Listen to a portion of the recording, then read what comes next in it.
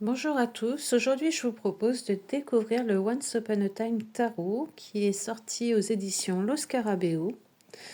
C'est un tarot qui a été écrit par Ilaria Fozzi et Carole Anne Etchenazi. J'espère ne pas écorcher leur nom de famille. C'est une boîte voilà, qui est ordinaire, qui n'a pas de boîte cloche, qui n'a pas voilà, de brillance, de fioriture, de quoi que ce soit, hein. Je l'ai eu, à un petit prix sur Vinted, en occasion. La boîte était un petit peu abîmée, vous voyez sur le dessus, parce qu'il y avait un scotch, vous savez, enfin un prix, qui était mis sur la boîte et bon, bah, malheureusement en l'enlevant, ça a enlevé, le bleu de la boîte. Bon, voilà. Ça reste un jeu d'occasion, que je n'ai vraiment pas payé cher. Voilà. L'intérieur est comme ceci. Et ensuite, nous avons le petit livret qui ne sera pas en français, comme la plupart du temps, hein, chez Lo Scarabeo. Les, les, les guidebooks sont en anglais, en italien, en espagnol et en portugais. Voilà. Donc nous arrivons sur une petite introduction avec 4 mots magiques. On nous explique la structure du jeu, comment travailler avec les comptes. Voilà, comment utiliser le jeu. Ensuite, nous propose un tirage. Donc, il y aura uniquement un seul tirage qui est intéressant malgré tout. On nous propose de diviser le jeu en 5, donc les arcanes majeures en première partie. Et puis ensuite, on met les suites, chacune. Donc, vous allez mettre toutes les coupes ensemble, tous les pentacles ensemble, tous les épées ensemble et tous les deniers ensemble. Et voilà, et on va faire un tirage à partir de là. Je vous en dirai pas plus. C'est un tirage vraiment très intéressant à faire. Il faudrait vous référer au guidebook. Ensuite, nous arrivons aux arcanes majeures. Donc là, par exemple, nous avons le fou.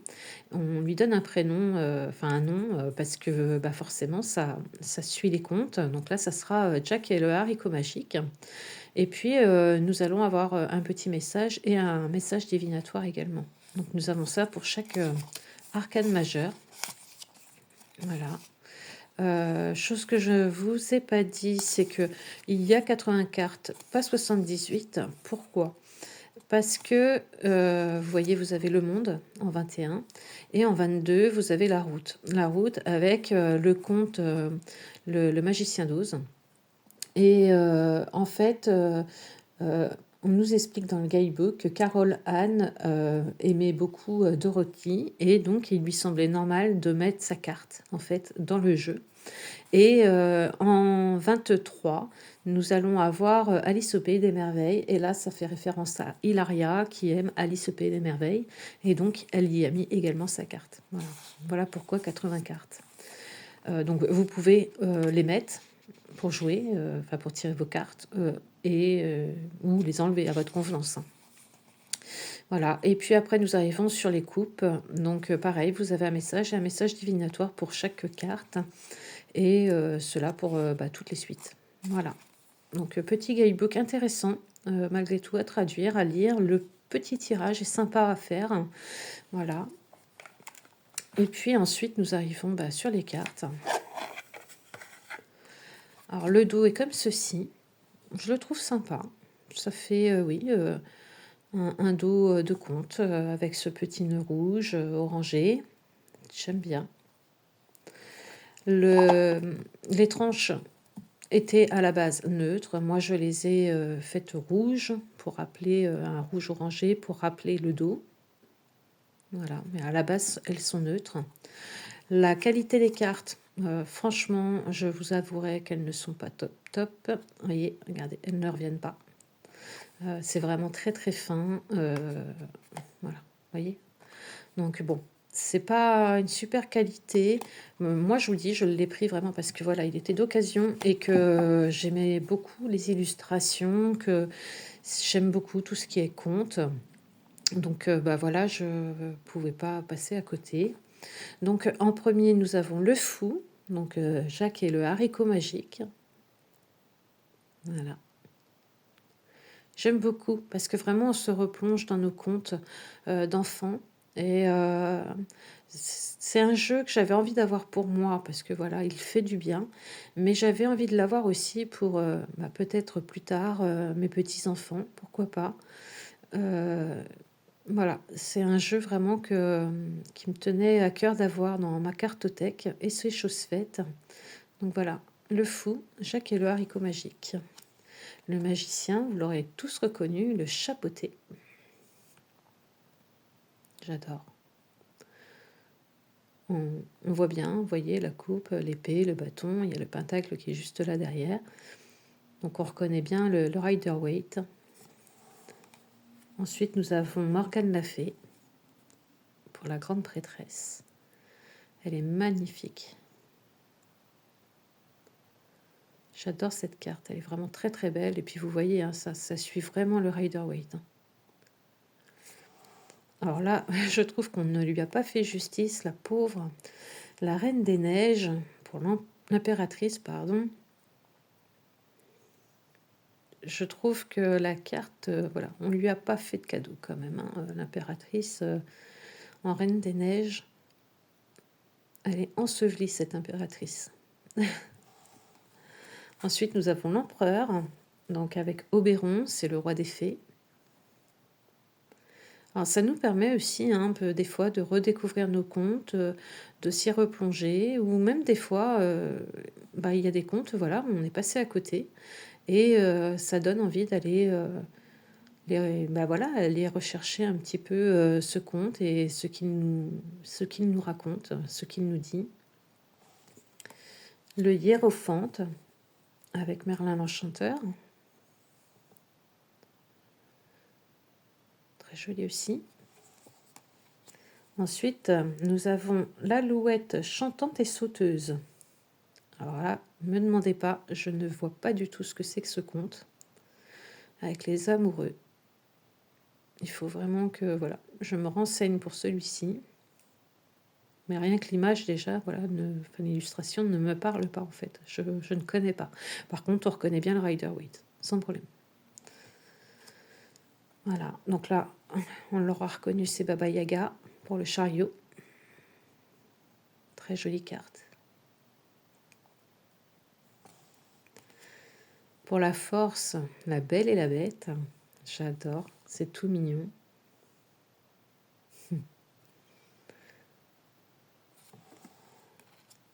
Pour l'ermite, nous avons les 7 corbeaux. Très belle ermite. Ensuite, hop, attendez, parce que mine de rien, c'est lourd. La Belle au bois dormant pour la roue de fortune.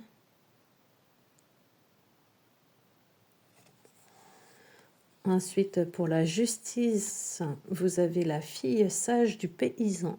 Pareil, je ne connais pas.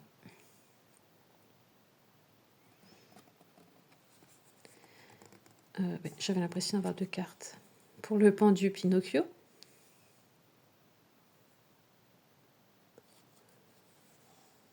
Pour la mort, vous avez la sœur Hall. Elle est belle, hein, cette carte. Pour la tempérance, vous avez les signes sauvages.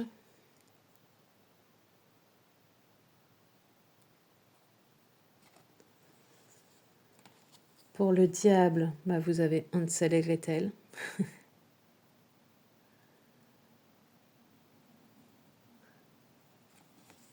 Pour la tour, qui d'autre que Réponse? Très belle tour aussi, hein.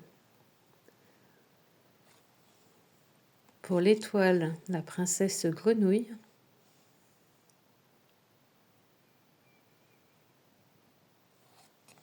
Pour la lune, le petit chaperon rouge. J'aime beaucoup. Pour le soleil, Pégase. Il est beau ce soleil, hein. Pour le jugement, nous avons le joueur de flûte de Hamelin. Très belle. Et enfin, pour finir, les arcanes majeures dites traditionnelles. Nous avons Cendrillon pour le monde. Voilà. Et donc, pour les 2 cartes supplémentaires qui ont été rajoutées au jeu, voilà, nous avons la route et nous avons le rêve. Elle est très belle cette carte. Voilà, donc là, libre à vous pour ces 2 cartes-là, de les inclure dans votre lecture ou de les exclure du jeu, puisqu'elles ont été rajoutées. Voilà, très belle carte malgré tout. Et nous avons ensuite les suites. Donc nous arrivons sur l'As de coupe.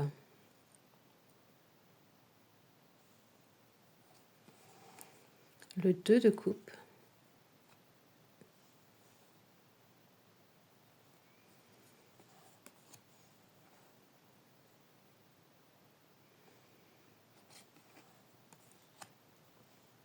Ça reprend vraiment bien le rider, vous voyez. Il y a vraiment toute la symbolique qui est reprise avec ce petit air ennuyé et renfrogné.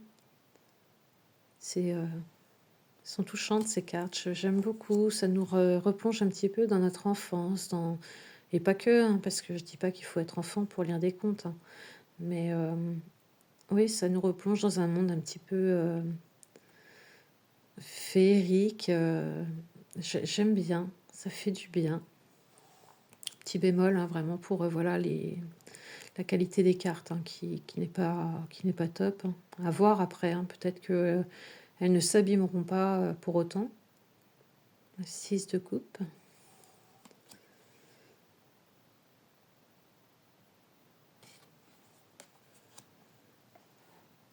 Mais oui, j'aime beaucoup.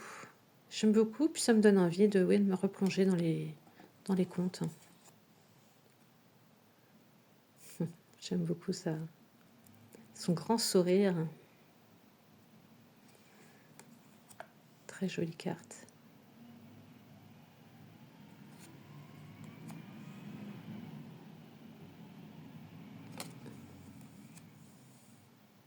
Ils ont vraiment des grands sourires. Les personnages sont très, très joyeux. J'aime énormément. Vous voyez, regardez cette reine. Qu'est-ce qu'elle est belle. Ah, n'oublions pas le roi, qui a un sourire peut-être un peu moins franc, mais qui malgré tout sourit. Nous arrivons sur les pentacles, avec les petits champignons. Ce 2 de pentacle qui est sublime. Le 3. Non, vraiment, les illustrations sont très jolies. Elles sont très douces et très bien dessinées. J'aime énormément. Regardez-moi ce petit 4 de denier là, avec cet air. Elles sont riches, ces illustrations. Elles sont riches et elles sont douces. J'aime énormément. Le 5.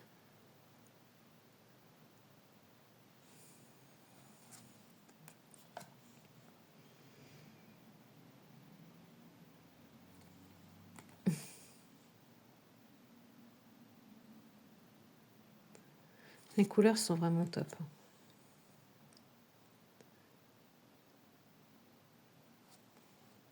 Oh, regardez-moi ce 9 de pentacle. Il est splendide. Oh là là là là. J'adore. Avec l'ancien qui est là.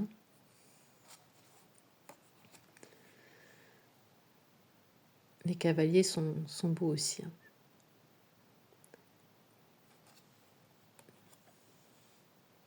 Non, les cavaliers, qu'est-ce que je dis les valets.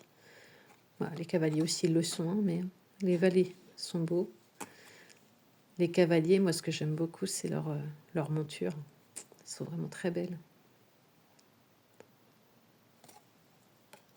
La reine.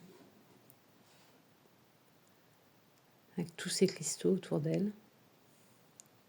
Ce petit lapin avec le petit champignon. Le roi.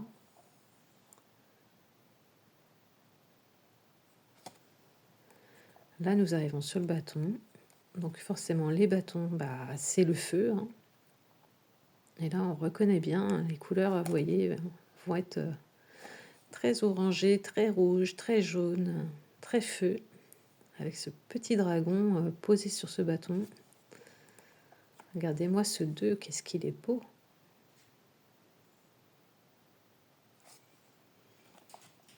Non, vraiment, ouais, les illustrations sont top. J'adore, mais ouais, dommage pour cette qualité de carte. J'aurais aimé avoir un cardstock plus correct. Le 5 de bâton. Le 6.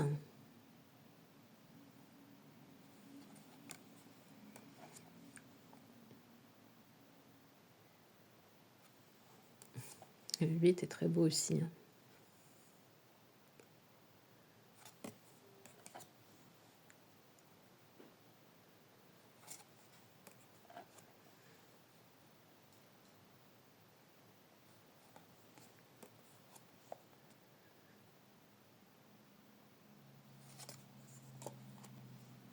Magnifique. Oh, ces reines. Vraiment, dans ce jeu, les reines sont superbes. Oh, cette abondance de couleurs. Elles sont vraiment sublimes. Ah, les reines, là, vraiment magnifiques. Les rois, avec toujours leur petit sourire coincé, ils me font rire. Voilà, nous arrivons ensuite sur les épées. Alors là, on change de couleur. Nous arrivons sur quelque chose de plus froid. Très bel as. Le 2.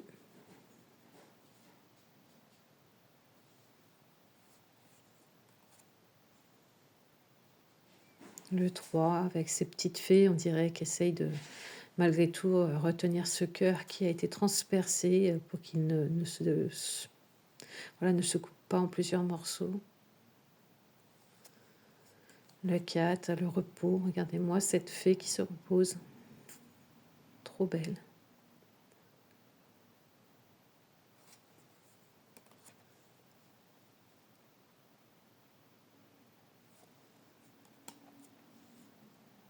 Non, vraiment, ouais.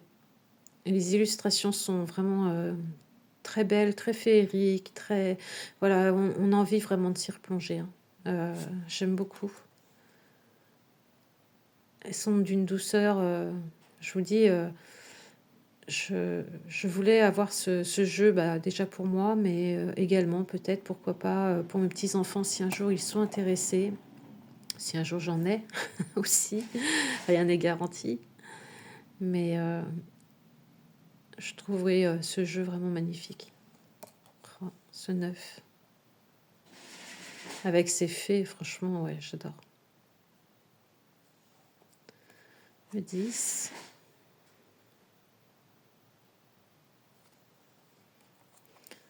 Et là encore, hein, vous voyez le valet qui est vraiment... J'aime beaucoup les valets. Hein. Dans ce jeu, j'aime beaucoup les valets et j'aime beaucoup les reines. Les personnages sont vraiment très beaux. Une belle licorne pour ce cavalier. Moins souriante, là, la reine d'épée. Hein. Voilà. Mais voilà, toujours aussi majestueuse. Et le roi.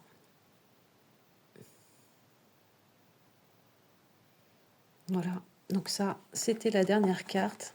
Et oui, on s'en lasse pas, quoi. Je trouve ça vraiment trop beau. Hop, je vais essayer de toutes les rattraper. Elles glissent bien. Hein. C'est des cartes vraiment qui glissent très bien. Je vous dis, bon, bémol pour la qualité des cartes. Elles se brassent bien également. Hop là, je fais des bêtises. Voilà, elles se brassent très très bien. Elles glissent très très bien. Voilà, donc c'est vraiment un très beau jeu. Voilà. Donc, bah, à voir dans le temps comment elles vieillissent, mais bon, bah, voilà. Moi, pour moi, c'était un jeu, que je voulais, me procurer, mais pas forcément me l'acheter neuf. Donc, en occasion, bah, je trouvais ça, parfait parce que je l'ai eu à un petit prix, heu et les cartes n'étaient pas du tout abîmées. Donc, voilà, dites-moi si vous le connaissiez, si vous avez, craqué sur les illustrations tout comme moi et si, bah, si vous l'aviez, si vous allez vous le procurer. N'hésitez pas à me faire votre retour. J'aime vous lire dans les commentaires, donc allez-y. Et puis bah, je vous embrasse, je vous souhaite une très bonne journée. Allez, à bientôt.